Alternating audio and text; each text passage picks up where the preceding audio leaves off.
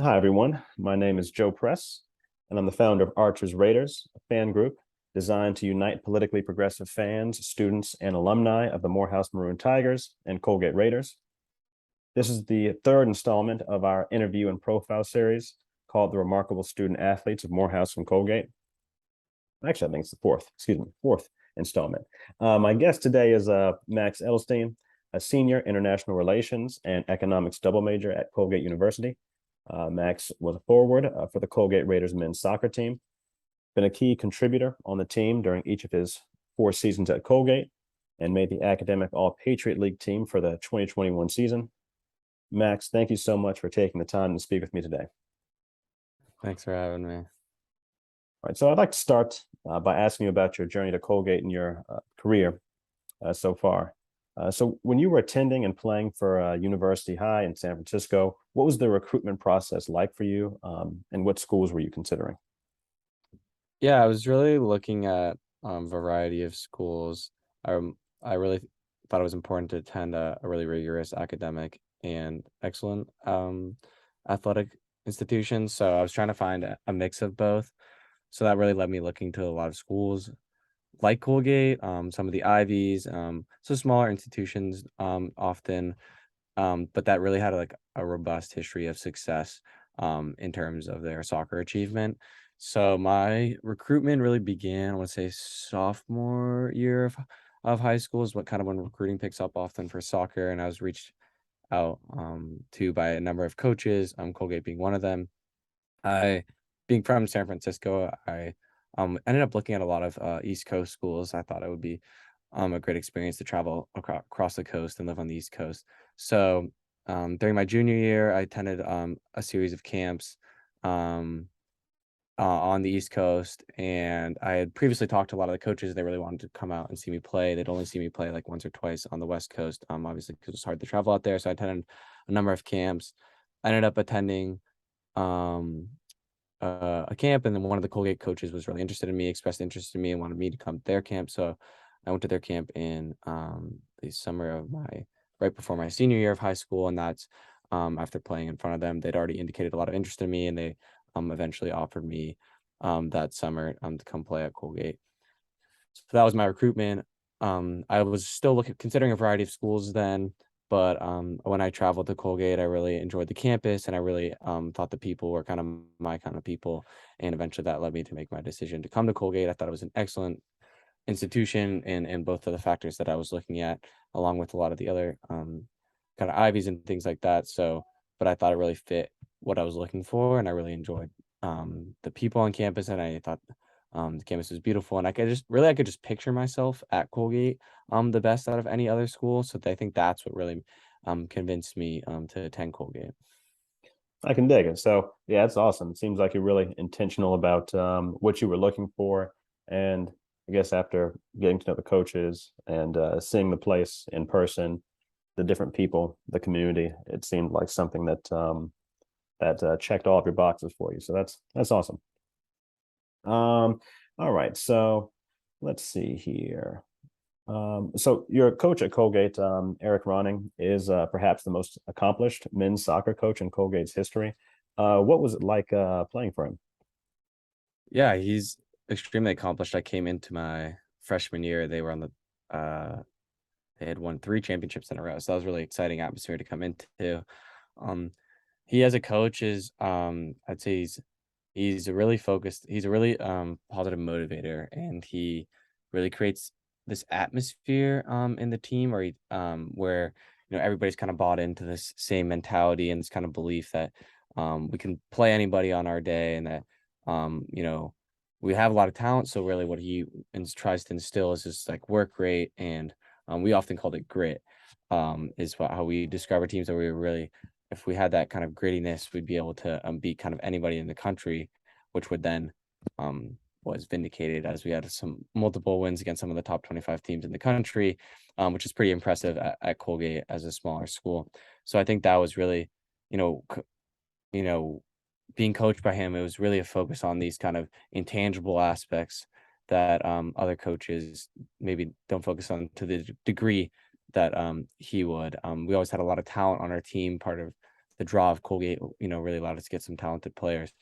But the kind of the other side of it was really what he was excellent at instilling in his players, and then also empowering players to kind of create this atmosphere within them where we really rely on one another, and we call it a brotherhood, which I think is different than a lot of schools. Everybody's kind of playing for each other. Yeah, that's awesome. So it seems like he really fosters like an environment where team camaraderie is valued, and then just instilling in the players a high level of work ethic. That's yeah, it sounds great. All right. So as you reflect on your soccer career at Colgate, what would you say is the most memorable experience you had as a player? Yeah, I think definitely my senior season would stand out there. We had a really tough season previously, the year before, and just turning the team culture around, and then enjoying the results of that were particularly impactful. I think one of the best moments of my career was we played Providence, who was at the time ranked number 16 in the country. And this was our first game after of this season. And obviously we were um, heavily, picked as underdogs, and we were away on the road, and we actually came from behind twice to win 3-2. I ended up scoring in the game, which felt fantastic. And just being able to really feel a sense of relief, one that, kind of instilling that belief again that we can beat these great teams. And then as well as, coming back twice was just, I think, a testament to all that work that we'd done in the spring prior to the season. And it just felt like a culminated moment. And there was a lot of people that we knew in the stands, and just the entire alumni community reached out to us, and it was just a really gratifying experience for us. Oh yeah, that's dope, man. And parlayed that into future success, which was awesome as well. Right. Yeah. So it's interesting, you mentioned that I was able to go back and actually watch that game. And yeah, I saw your goal and you played really well in that game, and the whole team really stuck together, and like you said, the comeback was awesome. So yeah, that's all really cool. Okay, so and I want to shift gears a bit. So many people mistakenly believe that athletes are one-dimensional. They lack the ability to speak on important political issues facing America today.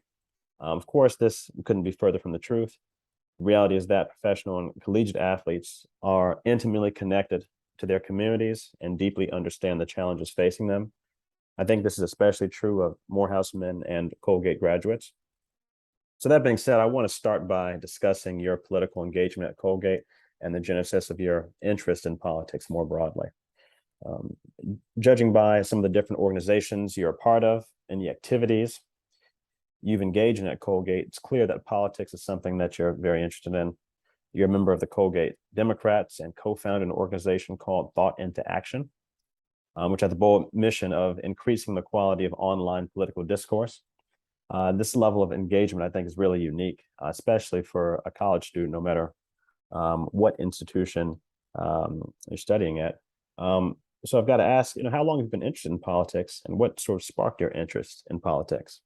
Yeah, I think my family is always politics have always been discussed over the dinner table and things like that. So it's just kind of always been part of my life. My mom is a lawyer, so she's always very up to date on what's going on, and we're a very talkative group. So it's just always there was a lot of debate and discussion. I think that just really generated kind of a sense of political identity. Also, I'm from San Francisco, which is an inherently pretty really politically active place. So I think growing up around that really just instilled this idea in me that politics is really important, activism is important, and they can really affect people's lives, which I think is the most important part of that. So that's where like kind of the genesis came from, and then moving around the country, getting exposed to different cultures, moving across the country, um, you know, I think has really showed me how places differ, and how bringing a different perspective to a debate or to a story can really help others understand where you're coming from. So I think it's always been a part of my life, and um, I've only seen my interest in it grow over time as I've been exposed to different people and different backgrounds. And I think at Colgate there's a really strong political community that really fosters debate. So that's been just fantastic to take a part of.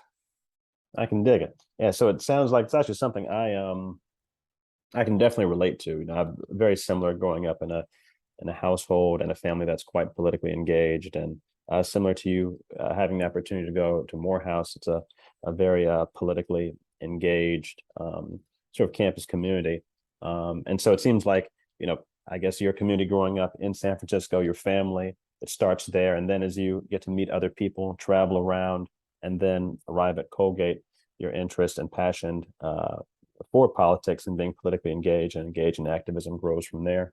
And that's yeah, that's dope. So next I want to actually ask you about the state of the political discourse at Colgate. You did just mention, that's a fairly politically engaged community. Are there any specific political issues that you found to be uh, uniquely animating for your peers on campus? Yeah, I think there have been some, particularly. I think one of the things that was really interesting was just voting in general, because the town itself is pretty small, so Colgate makes up a huge population, and then as well as the greater district of Hamilton, which is a kind of a swing district actually, which is really interesting to be in. There's it's I think last representative was decided by like a few hundred votes. So and if you're a college student at Colgate, you can actually vote in Hamilton, even if you are, from somewhere else. So that was really interesting to hear different arguments about why people should be voting in Hamilton, how to make your voice matter, and also just talking about generally about voting. Um, getting college students to engage in the voting process is often difficult. Although I think there's been some really positive movements at Colgate, even within athletics themselves. Now giving like people the day off to go vote was a big thing that happened in my 4 years here. That coaches are required to make space for that, which I think is a fantastic idea. And then just general movements to help other people get registered. So I'd say that was a big one. Just getting people interested in voting. Young population sometimes struggles with that.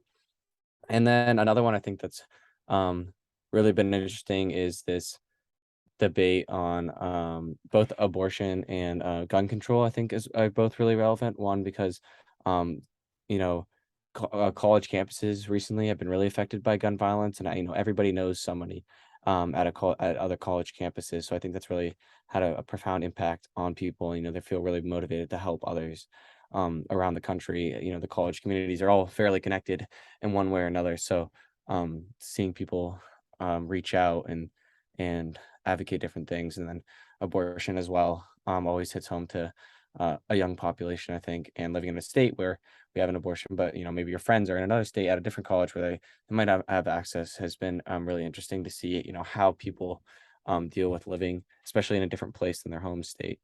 It seems to be really politically engaging for students. Gotcha. So yeah, voter engagement being really important is fascinating. Also something I can relate to as well. I think actually right now on Morehouse's campus, in Georgia, they're uh, preparing for this runoff election. Right. And so Raphael Warnock is actually a Morehouse graduate, and so we've Oh got a yeah. lot of Morehouse students who are very, very supportive of him. He spoke at Morehouse Right. early voting for him, and so that's something that's similar, especially like the impact students can have on Yeah. local politics is something that I think the average voter often sort of overlooks the value of Absolutely. their vote on local politics. So that's great. And then yeah, the issues of gun violence and abortion, I can see why, especially for young people, those issues would be something they'd be quite passionate about.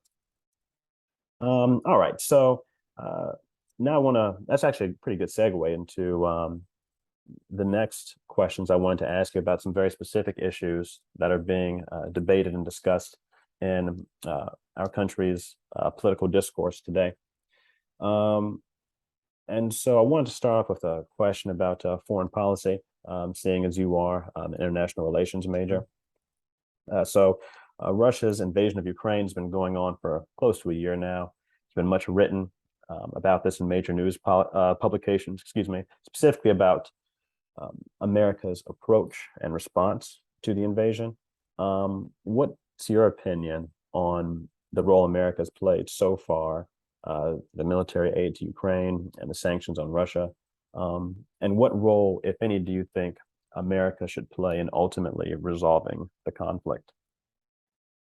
Yeah, it's been really interesting to watch unfold, especially um, as an international relations major and in classes where this is extremely relevant to our study. So we've talked a lot about it and had some interesting speakers actually come in and talk about it.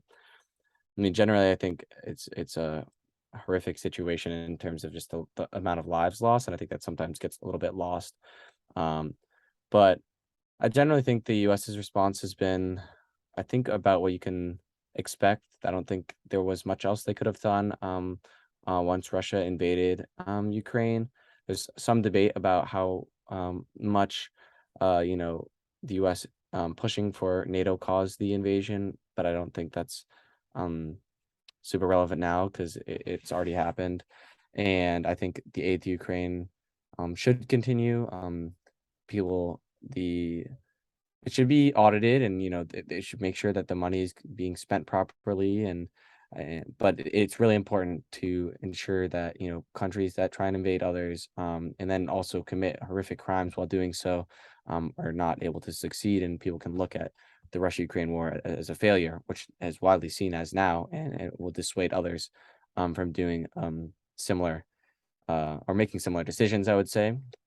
I think moving forward, as the war kind of, it seems, kind of starting to grind to a standstill. I think peace really should be looked for. It's going to be extremely difficult right now to get any of the Russians or Ukrainians to the table, I think.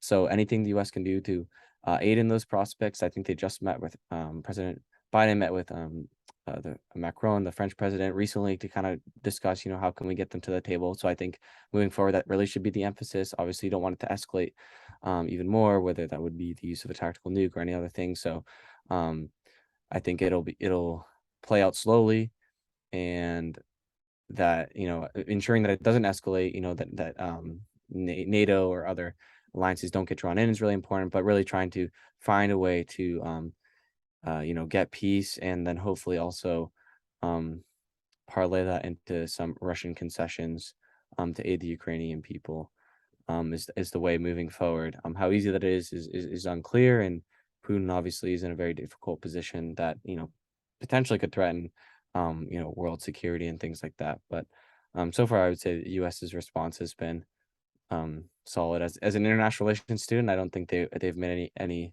grievous mistakes. So that's honestly the best outcome so far you could hope for. Yeah, no, I agree. I agree with pretty much all of that. It's interesting. You talked, or you briefly mentioned sort of the role that the expansion of NATO played in Russia's invasion, and something that I do teach about in like my U.S. history class. But what you followed that up with is such an important point, which is like at this point, that's not super relevant as to what the U.S. does going forward. And I think, the results have been pretty clear that President Biden and his foreign policy team, their approach has been as effective as one could hope for at this point. So, yeah, no, I agree. I agree with all of that. All right. So moving on to a question about economics, as you're an economics major as well. Yeah. Many on the political right have been very critical of President Biden's handling of the economy, which they claim has led to inflation.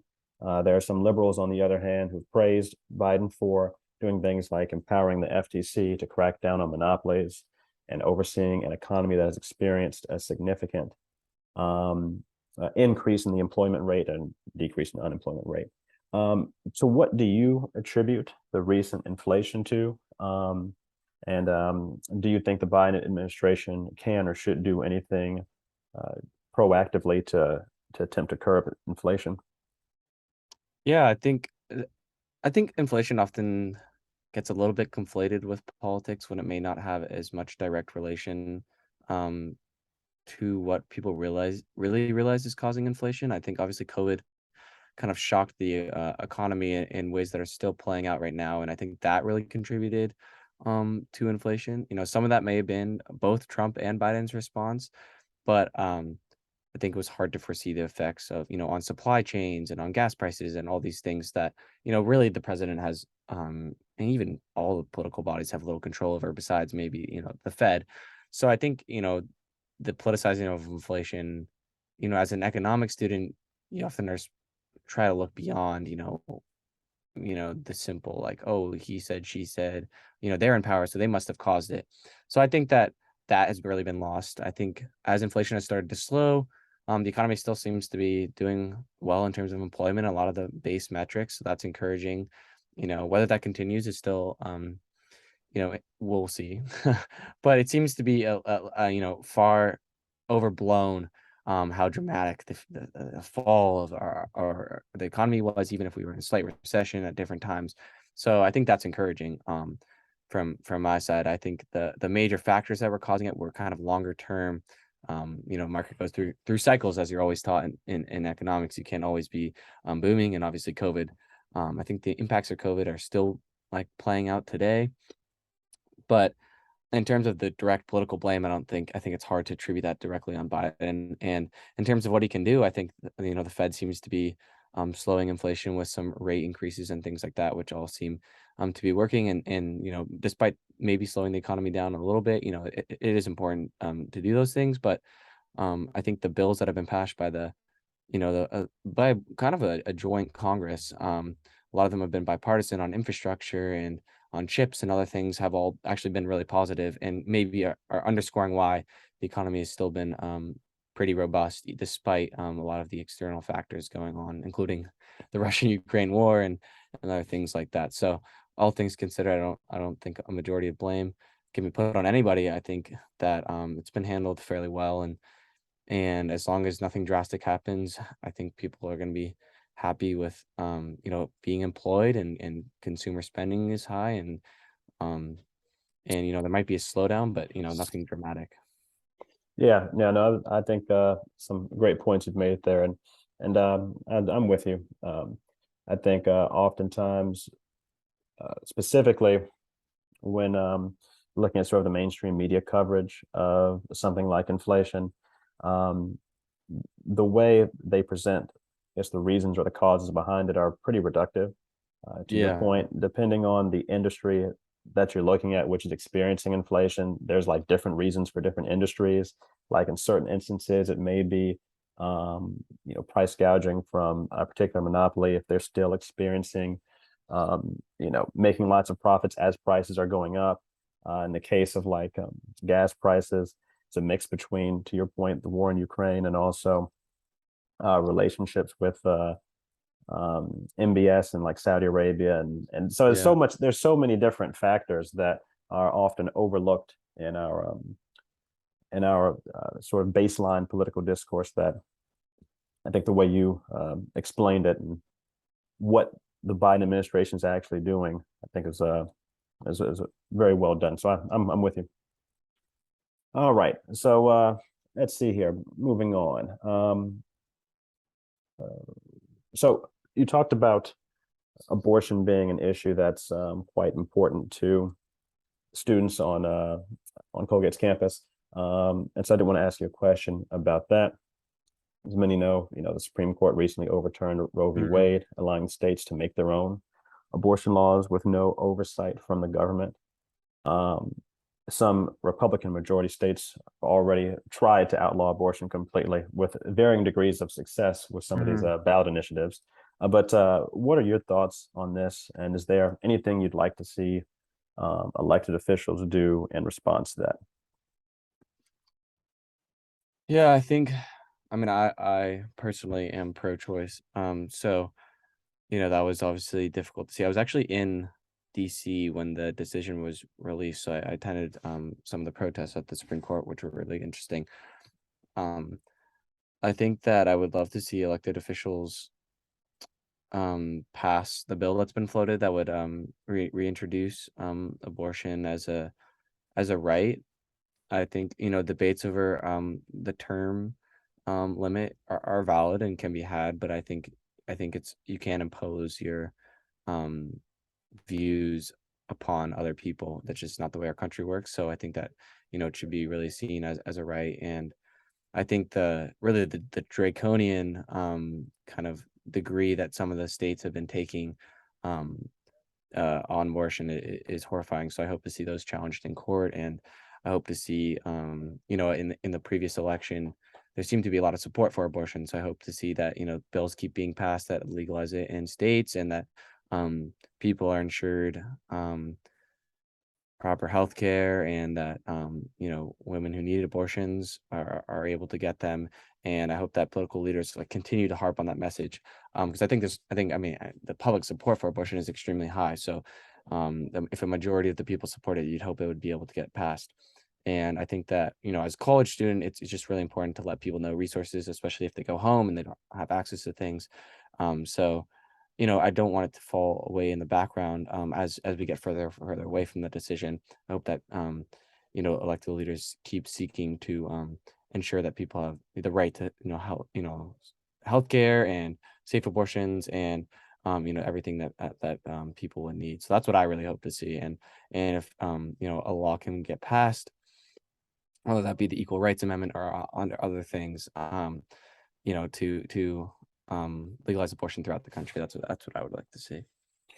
Yeah, no, yeah, I agree. I think to your point about how popular passing laws that protect women's right to choose are these as I mentioned earlier, these ballot initiatives that have been floated in some pretty red states, and the fact that they've been voted down really proves that even amongst many Republicans, um, completely outlawing or banning abortion is quite unpopular. And in a democracy, to your point, we'd hope that the will of the people um, shows through.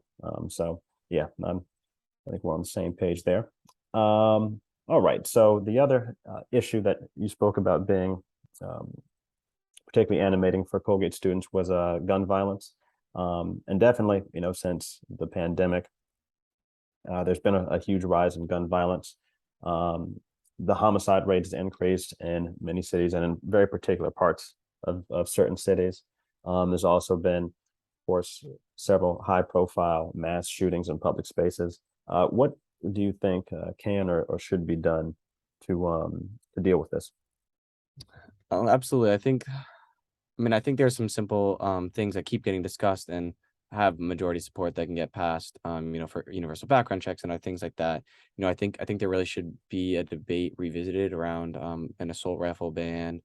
That as if you look at the statistics prior to the ban and post ban, it's been pretty clear that it's correlated to a rise in mass shootings. So I think that really needs to enter the public sphere. Every time one of these things happens, there's a whole outcry. And now there seems to be kind of a more sustained movement, but what political progress we'll see, I hope is really borne out in real law and passing um, bills that have a strong effect on gun control and other things like that. And I think there's growing support, especially I know it's so popular among the youth people, which seem to have a growing role in our politics, that to pass things that restrict um, you know, these automatic weapons that don't seem to be necessary for people to have, and contribute a lot to mass shootings. So I'm hopeful that, real bills, very simple bills for widely supported things that would help to limit, homicides are passed. And I think that's the best way to do is to, write a really simple law that, is proven to have an effect on gun control, and mobilize popular support behind it. I think I think as young people who've seen, especially on college campuses, violence increase, I think it'll be interesting to see as as we age into voting and things like that. Perhaps some progress can be made on this front. There's obviously a lot of money stopping these things from happening as well. So I'm hopeful, though. I am truly hopeful that things can get passed in the future. Yeah, yeah, no, definitely. Yeah, I agree. I think we're on the same page with this as well. It's interesting, just as you were saying with the public support for laws that protect women's right to have an abortion is quite high. Same with a lot of sort of what are often called like common sense gun regulations or Right. gun laws. These are very popular. And when they're implemented, a series of these gun regulations have been implemented in like different countries. I want to say Australia had changed. Yeah, Australia sounded really successful. Right. Yep. And you see a significant decrease in not just mass shootings, but also homicides committed with a gun. So yeah, definitely just finding a way to get broad support um, for these, continue to grow the support for these things, and to cut through the influence that the NRA holds on Republican elected officials would Mhm. be definitely very important. Um, all right, so let's see here. Moving on, I want to ask a question about police reform, actually. So at this point, it's been a couple years since George Floyd's murder at the hands of the Minneapolis police. During the protests following his death, there was much talk about police reform, with some even calling for defunding the police. In the last 2 years, do you think enough has been done to deal with police brutality and corruption that poor people often endure in impoverished cities and counties? Yeah, it's interesting. I mean, from everything I've read, it seems that police budgets have only gone up, and that was an interesting reaction to George Floyd and the defund the police movement and other protests. So, at San Francisco, there's been a lot of we had a really progressive DA who was eventually recalled. So there's been a lot of even in San Francisco, there's been a lot of debate over how do we deal with abuses of power in the police? How do we stop racist police and things like that? So it's been interesting to see that unfold. And I think that I think it's hard to say there's ever being enough done to stop this kind of thing. I think really the programs that seem like they would have the most impact to me are the ones that really empower a mix of social health care workers and other individuals besides just police, and couple that with training and other police bills that would hopefully ensure that police who have been found of committing crimes or abuses of power, are shut out of the system. So I don't think that, I don't think there's ever really enough being done, but I think that there are some models that can be replicated around the country, but they haven't been yet. And I hope that, it's kind of fallen out of the limelight a little bit recently. And I hope that those who are advocating for it are able to get things passed. And I think, police budgets are widely discussed initially, but they've only increased. So I think the rhetoric around it didn't really match up with what Mm, actually happened on the ground. So I think that, a sustained movement, pushing for simple policies, um, would be useful and changing that. I don't think, police budgets necessarily need to increase. I think maybe spreading to other important social resources, especially in San Francisco, has been a wide discussion about that. And I think that seems like, being able to have a social healthcare worker on call rather than a police, show up to a mental health issue crisis, um, and training police to deal with a variety of situations is really important, and not enough work is being done in those areas. yeah, yeah, no, I think you make some excellent points there. Definitely the last one you just made about having like social workers deal with situations that don't necessarily require, I guess, like the hammer of the police officer, I think is really important. In fact, it's actually one of my close friends. His girlfriend's a social worker, and I asked her about how social workers feel about going into hostile situations without having a police officer with them. And to my surprise, many social workers prefer that situation and think that like the presence of a police officer actually can lead to more aggression or more violence. And so yeah, definitely getting those trained individuals the funding and support they need to deal with situations that don't require the police officer. Very important.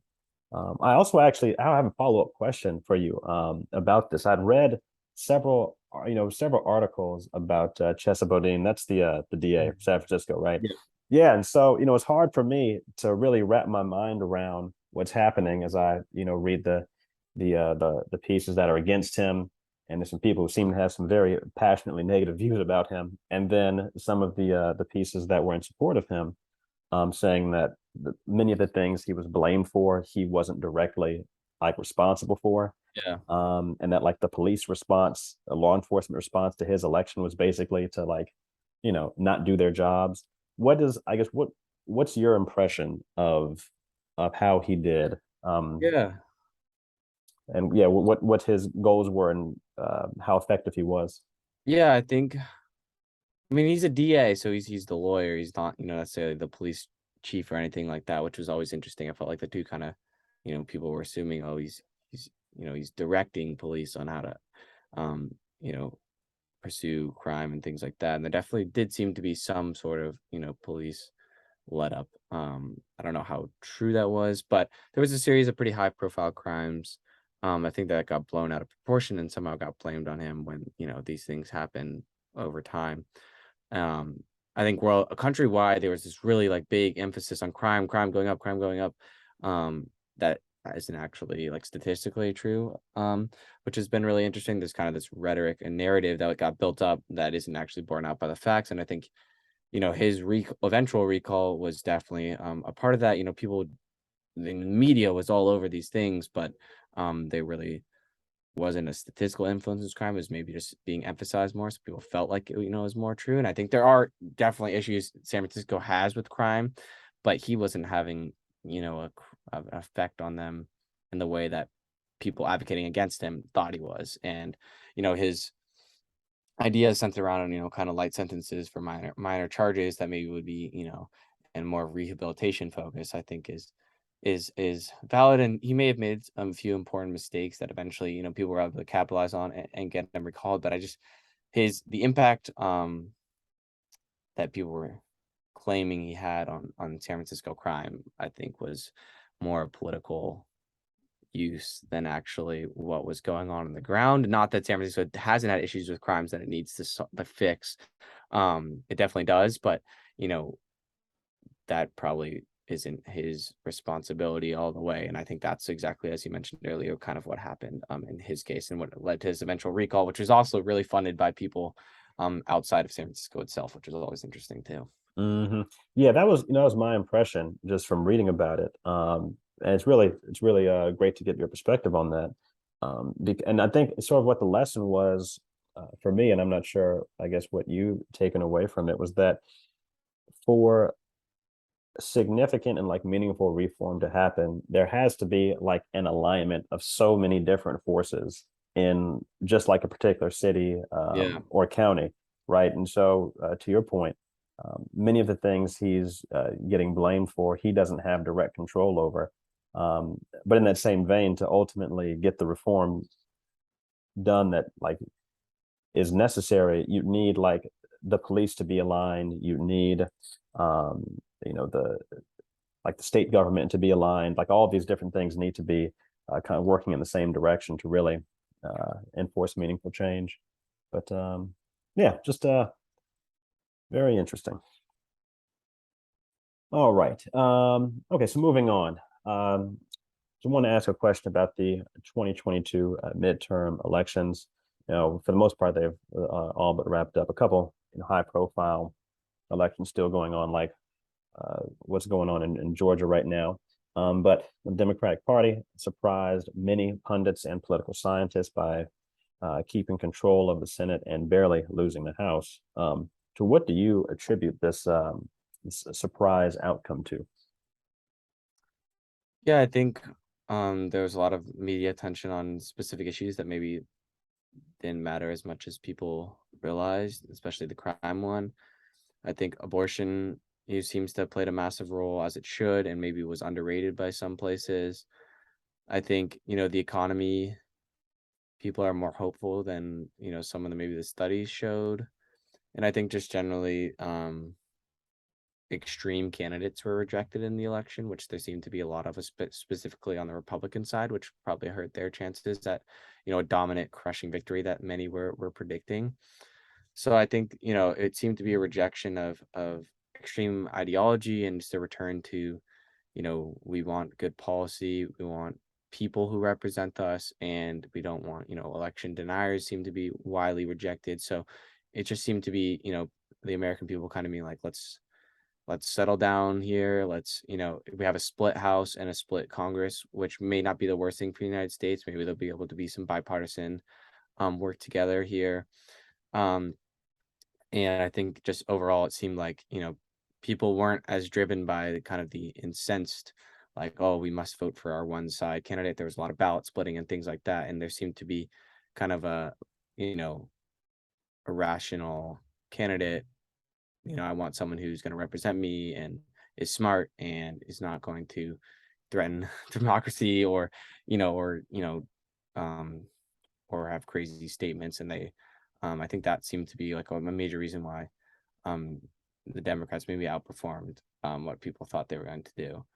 And it seems like we'll have to see if that actually results in, good policy, and whether the two parties, which can be distant at times, work together. But I think it's actually good for the country that, you know, people were able to split party lines in their voting, and that, there was seemed to be a greater sense of and engagement was high as well, which is, I think, always good as well. So it seemed to be, focus on this, less on the kind of rhetoric and more on, we want smart policymakers in charge, and we want, um, people who are going to support important, widely supported bills as well. Yeah, I think that's right. To your point, the rejection of like the extreme candidates, many of whom were, I guess, specifically endorsed by former President Trump. Yeah, That was pretty clear. The election denial being a big part of what drove these candidates, and then also, like you said, I mean, just the focus on a series of issues that do not seem to matter very much to regular people. I mean, one of the big things that I know conservative media has focused on the last couple of years is uh, wokeness, what they consider wokeness. right, So, like stuff like CRT being taught in schools, and right. then issues relating to like trans people. And I think the American people realize that these are not these do not matter nearly as much as they don't matter nearly as much as I think conservative media has tried to uh, make them matter. So Yeah, yeah, just yeah, I think all those factors that you mentioned really have kind of coalesced at the right time. And then uh, does something you mentioned earlier when talking about President Biden and his administration's handling of the economy. They've passed some good policies that have, I think, impacted the lives of people in a meaningful way. So all that stuff together led to this surprise outcome. All right, so one more question here. I want to ask about the prospect of college athletes unionizing. I think this was probably a bigger topic of discussion in the news in the last couple of years. Hasn't been talked about as much recently, but there was a college football players association that was founded in an attempt to secure long-term medical care, a percentage of media revenue, and a host of other benefits for players. Do you think it's a good idea for college athletes to try and unionize? yeah. I actually really hadn't thought about that before until you had mentioned your question, which I thought was really interesting. I think it's gonna be. I think it's tough because we're not employees of schools, so there's a very different relationship than the employee one. However, NIL obviously has really changed how the name, image, and likeness, and now that people can make money off that, has really changed. How um, personal finance works for college athletes. So I think maybe in the long term you could be moving towards there. I don't really see it as a realistic outcome just because we're students, not employees. But should it be considered? Definitely. I would love to see kind of someone's like opinion or maybe a paper written on it about, what would the benefits be. And I think like long-term healthcare and things like that for especially for concussions, which is a huge issue amongst across all athletic teams would be really interesting because there are long-term effects to that, and whether it would require unionization to acquire that. Would be really interesting, especially amongst college students are normally pretty politically active, and we could probably, build a strong movement there. So honestly, I haven't seen anything about it, and I don't think any of my teammates or any of the other athletes have really given it much thought. But I think that, if someone really begins to look at it and proposes some interesting ways in which college athletes could unionize, it may prove beneficial in the long term, um, in terms of some of the healthcare and revenue things. Although NIL, once again, I think has maybe made it harder to unionize because um, athletes can make money now on the side, which is probably going to allow them to focus on that rather than and maybe get benefits through those deals rather than the schools themselves. Yeah, no, I'm with you. I think to your point, not particularly realistic, especially with the rise of NIL. And I think when the Supreme Court was looking at sort of the NCAA and their argument for why they why they first couldn't pay athletes and then why it was necessary to not allow them to make any money. Yeah, And I think it was I think uh, I think Brett Kavanaugh wrote the majority decision on that. And when you've got someone who's as staunchly conservative as him saying that like your model for uh, revenue and like running your business is based on like not paying people, not allowing people to make any money. Um, it really shocked the NCAA into making these changes. But to your point, the NIL being around seems to undercut any serious push to unionize. Um, um, so, yeah, yeah, we'll see where it goes. But well, it's interesting. All right, well, I think that's the last question I have for you. And thank you so much again for taking the time to speak with me. I really appreciate it. I really enjoyed our discussion. yeah. Thank you. It's really interesting and thoughtful, provoking questions. So Yes, sir. Essentially I'll be at Colgate this winter, this December actually, for this basketball game on the 22nd, I think, against Cornell. You gonna still be around at that point? I'm not sure of my plans yet, but if I will, I'll definitely let you know. Yeah, yeah. I'll hit you up, man. All right. Well, thanks again, and we'll be in touch. Fantastic.